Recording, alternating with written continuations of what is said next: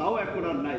কাল 2021 সালে সংবিধান থেকে কেয়ারটেকার গভর্নমেন্ট বিলোপ করার মধ্যে দিয়ে ওই যে বাংলাদেশের লাস্ট 15 ইয়ার্সে যে একটা সোশ্যাল কন্ট্রাক্ট বা সামাজিক চুক্তি ছিল যে আমরা একটা সুষ্ঠু নির্বাচন করবো, এই প্রক্রিয়ায় সেটি সরকার তুলে দিয়ে কিন্তু সেই সংকটটি তৈরি করেছে। যে কারণে কিন্তু আমরা সেই কথাটিও আমাদের সেই ঘোষণাপত্রে পরিষ্কারভাবেই বলেছি। এবং আমরা বলেছি যে আপনারা দেখেছেন বাংলাদেশের জন্ম থেকে 72 থেকে 90 পর্যন্ত এক ধরনের শাসন ব্যবস্থা ছিল, যার অধিকাংশ সময় ছিল সামরিক শাসন, কু পাল্টা কু।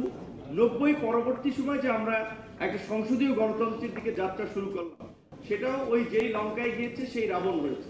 যেই ক্ষমতায় গিয়েছে পুরো রাষ্ট্রযন্ত্রকে দলীয়করণ করা, পরবর্তীতে ক্ষমতায় থাকার প্রবণতা, এটা সব শাসকদের মধ্যেই কিন্তু ছিল। যে কারণে আমরা বলেছিলাম যে বিভাজন, এই সহিংসতা, এই ক্ষমতার দখলের অপরাজনীতির একটা পরিবর্তন হওয়া দরকার। যে কারণে আমরা গণ অধিকার পরিষদে এই নতুন প্ল্যাটফর্ম আমরা করেছি।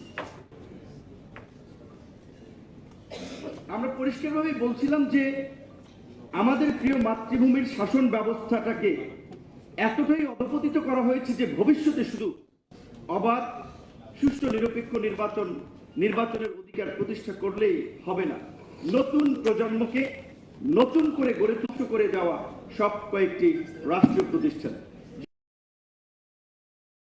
সাংবিধানিক পরিষদ, যে জাতীয় ঐক্যমত্য কমিশনে আলোচনা হচ্ছে, আবার সেটা কিছু রাজনৈতিক দলের বিরোধিতার কারণে কমিশন সেখান থেকে সরে এসে তারা করলো যে সাংবিধানিক ও সংবিধিবদ্ধ প্রতিষ্ঠানের নিয়োগ কমিটি, যেখানে আমরা বলেছিলাম অন্তত 5 থেকে 7টা প্রতিষ্ঠান, নির্বাচন কমিশন, দুর্নীতি দমন কমিশন, জাতীয় মানবাধিকার কমিশন, এই রকমের অন্তত কয়েকটি কমিশনের নিয়োগ যেন এই কমিটি করে, যেন তাদের নিয়োগের একটা স্বচ্ছতা থাকে এবং সেটা যেন শুধুমাত্র সরকারি দলের একচ্ছত্র আধিপত্য না থাকে। যেই কারণে আমরা এই কমিটির কথা বলেছিলাম। যদিও সেটি হয় কিনা আমরা জানি না, কারণ যারা ক্ষমতায় যেতে চায় কিংবা যারা মনে করে যে আমাদের সম্ভাবনা আছে, তারা তো কিছুই মানতে চায় না। এটা তো সংস্কার কমিশনের আলাপে অনেকখানি ইতিমধ্যেই ফুটে উঠেছে, আপনারা দেখতে পাচ্ছেন।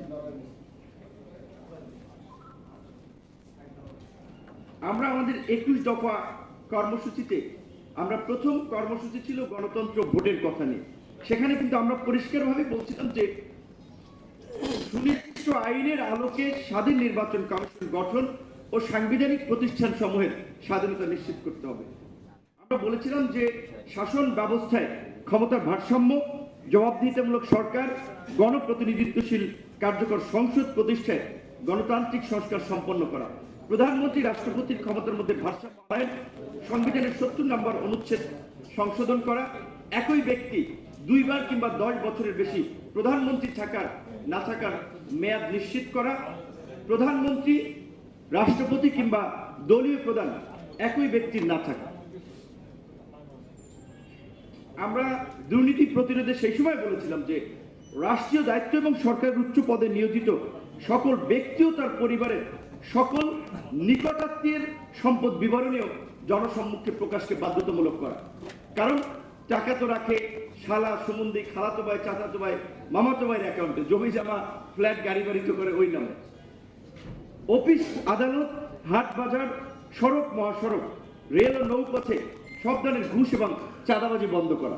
এই যে আমরা এত ঐতিহাসিক পরিবর্তন করলাম, এই পরিবর্তনের পরে শেখ হাসিনার আমলে যারা ধরেন গুলিস্তানের ফুটপাত, কারণ বাজারের ফুটপাত, এভাবে সারা দেশের ফুটপাত কিংবা কাঁচা বাজার, ব্যবসায়ী সমিতি, গার্মেন্টস থেকে চাঁদা নিত, বকরা নিত মাসিক, এখন কি বন্ধ হয়েছে? কোনো বন্ধ হয় না। তো আমরা 2021 সালেও কিন্তু এই কথাটি বলেছিলাম যে এটার একটা পরিবর্তন করতে হবে। তো আমরা আজকে যে শিরোনামে আলোচনাটি সভার আয়োজন করেছি যে কোটা সংস্কার থেকে রাষ্ট্র সংস্কার, এটা তো তরুণদের একটা আকাঙ্ক্ষার বাস্তবায়নেই একটা